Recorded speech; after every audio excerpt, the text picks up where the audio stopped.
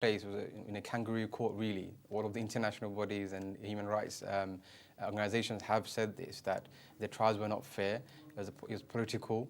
A lot of the judges and a lot of the people who involved, lawyers, they made up stories, witnesses who changed their stories 2-3 times. Now, how can we rely upon such courts and then sentence a man to death? Yes, have trials, put the right people on trial and let justice prevail. But the thing that happened in Bangladesh was not fair by any standard. It was criminal.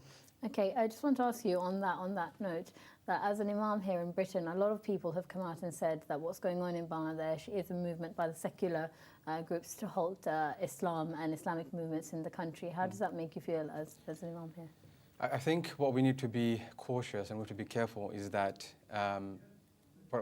whenever things like this happen, we should not react in this country in a vitriolic manner. We have to try and act according to the Sunnah of the Prophet Muhammad, peace be upon him. If there is something happening which goes against Islam, which goes against justice and fairness, we have to try and speak out against it. As the Prophet Muhammad said, if you see an evil, then try and change it with your hand. If you cannot, then speak out against it. And if you cannot do that, then at least hate it inside your hearts. Yes, there is an attack. There is an attack from certain section of the international community and also in Bangladesh, trying to subvert and the Islamic parties. I mean, take a look at what happened in Egypt. I read an article today regarding from the Huffington Post that the Muslim Brotherhood were elected in Egypt, were proponents of democracy in the Middle East and internationally. Before we move on, Zeshaan, I do want to ask you one final thing on Syria. It's snowing, it's very, very cold. The number of tents outside refugee camps are getting bigger and bigger by the day. What next? Well, Syria is still in emergency.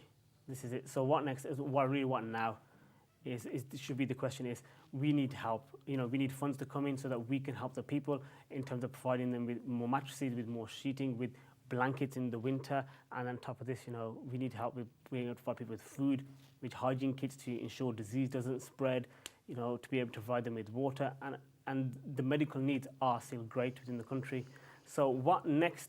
There is no humanitarian solution to a political conflict, but our job as Muslims and as generally humanitarians is to do the best to keep the people of Syria alive. Okay. Well, I do want to ask you about women and the effects of war and what happens to them in those countries. But before we do that, I want to have a look at this short report. Now, imams from around the world came together today to discuss violence towards women.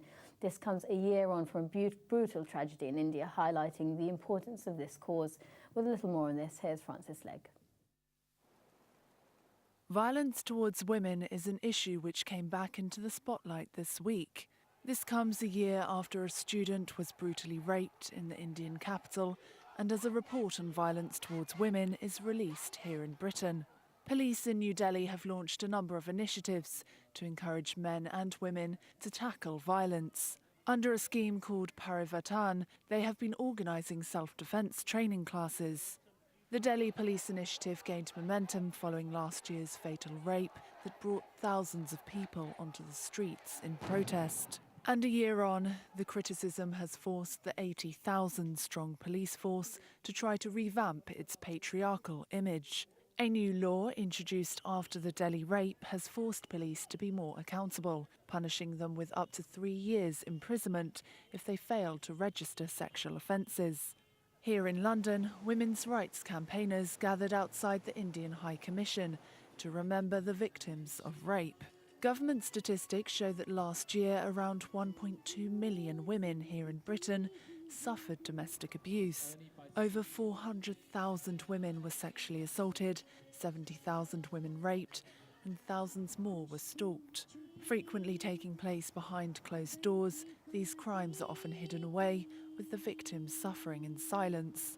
This is an issue with no borders. Today, imams across Britain have come together to bring attention to the cause and to try to stamp out violence, which has no place in any religion, culture or society. Imam Abdullah Hasan, I have this report here with me, The End to Hitting Women. This is something that you have put together alongside other imams. Can you tell me a bit about it? As an imam in a mosque, I deal with various societal issues. One of the major areas that my time is spent every day throughout the week, throughout the year, is dealing with domestic abuse, men victimizing and abusing women, and also sometimes the other way around. And sometimes what happens from certain communities is that men try to justify violence or abuse against women through religious texts from the Quran and the Hadith of the Prophet Muhammad, peace be upon him.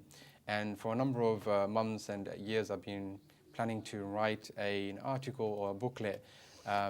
So how will this help the cause? One of the ways that it would help eradicating domestic abuse is saying that, you know, there is no religious justification for wife beating or domestic abuse. There is nothing in the Quran, there is nothing in the Sunnah or the life of the Prophet Muhammad, peace be upon him, which endorses or allows or permits domestic abuse. So if a man does abuse his wife, and or vice versa, then he cannot say, look, the Quran says it's allowed, the Prophet Muhammad is allowed.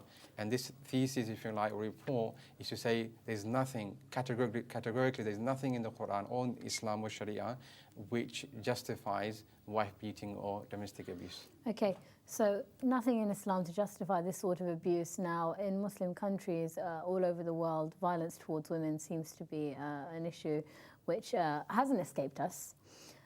In Syria in particular, and other countries abroad. How does a war affect women abroad?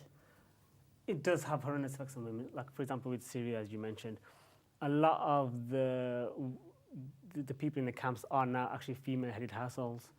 So, because the men have either died from war or are still at war. So what we do as Islamic Relief is we try to concentrate our aid efforts on female-headed households for obvious reasons, for the fact that they will find it harder to survive. They'll find it harder to fend for themselves. Yes, you know, we do help male-headed households, but our priorities as well are the female-headed households to ensure that they are able to survive and don't get neglected. Yeah, Abdullah Hasan. Now, I know today in the conference that you had speakers, international speakers, Naveed Aziz, and a number of individuals coming down. In situations that are meant to be comfortable within your household, we see levels of violence towards women. Even in Britain, the government has released various statistics implying the different levels of violence that are put towards women. You've got this report here, but how can this be implemented? Okay, well, there isn't justification in Islam, but on a street level, what can be done? I mean, first, and before I answer that, I think one thing needs to be clarified and emphasized is that there is no justification for wife beating in Islam. And if you look at the statistics and studies within the UK, in our country, within the religious communities, domestic violence is less than the non-religious communities. In the Western countries, America, in the UK, and Europe, domestic abuse and violence against women is rife. So we have to separate religion, i.e. Islam or another religion, from domestic abuse. How can this help?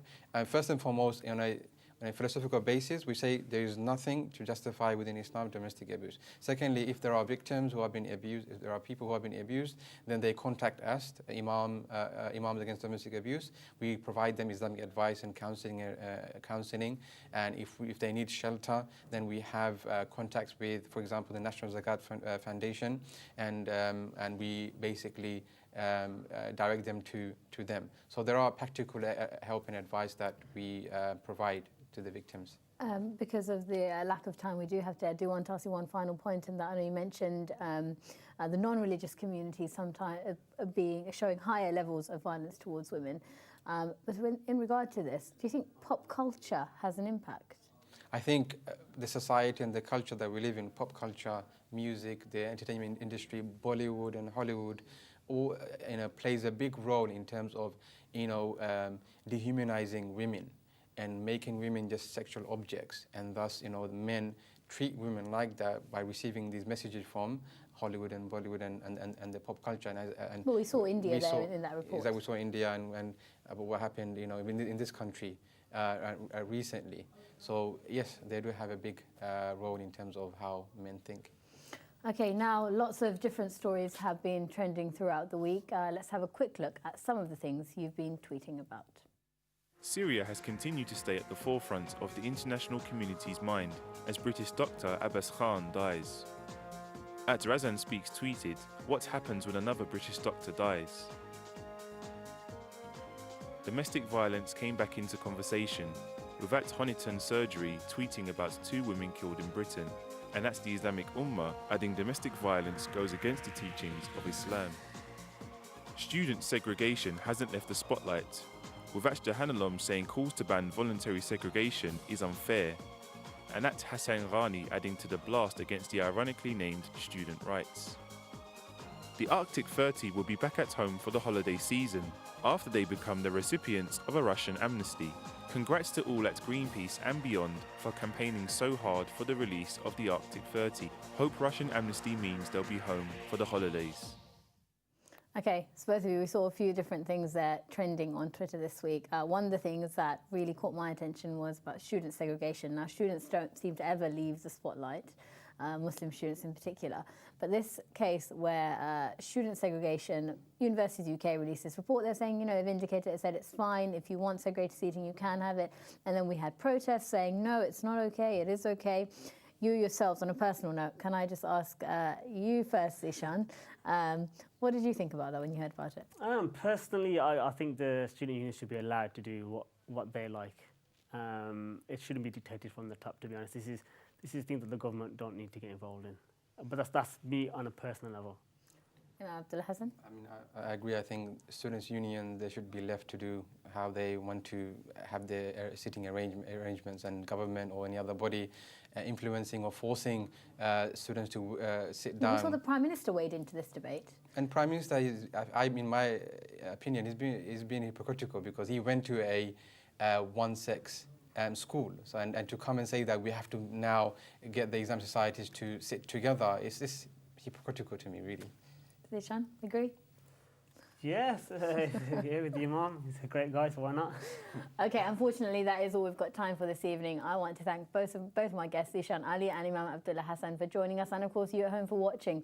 Remember to keep up with the Twitter conversation using #TheReport. We'll be following stories throughout the week, so do keep tweeting. If you prefer, you can email us your thoughts on the report at islamchannel.tv, and to watch previous programmes, do go onto our YouTube channel at /IslamChannelTV. But for now, we'll leave you some scenes from the Great Barrier Reef, as plans for expansion of a coal shipping port next to the reef has been approved by the Australian government. But do tune in next week for your report. But until then, from all of us here, Assalamu alaikum.